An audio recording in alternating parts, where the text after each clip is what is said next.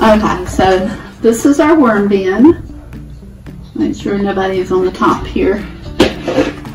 So one of the problems with worm composting sometimes is that you get these little white mites, sometimes little red mites. So what we have here is these.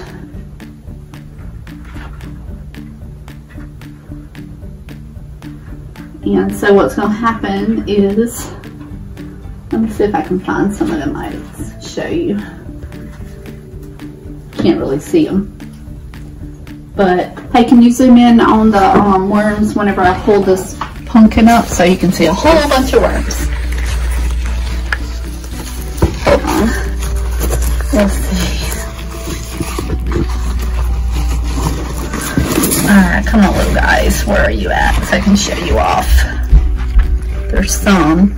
Can you see them moving around? Oh, yeah. They're like, you're disturbing me. I'm going to put them back down there. There's a pumpkin. I'm going to put it back down there too. Cover it back up. The seeds from the pumpkin are sprouting? Yeah, they are. That's what we see. And so, yeah, they don't like it when you mess with them. So what I'm going to do is, there's little babies everywhere. So this is going to turn upside down. I'm going to do two. I'm going to put another one over here.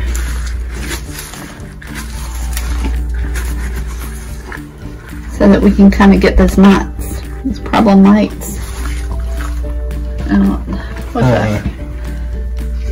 It's a little bit of something. Okay. Yep, cover it back up. And in 3 days, we'll take those avocados out, rinse them off, let the mites go down the drain, and then put them back in, and just keep doing that every 3 days until there is no more red mites or any white mites. So that's what we're going to do. And cover this back up.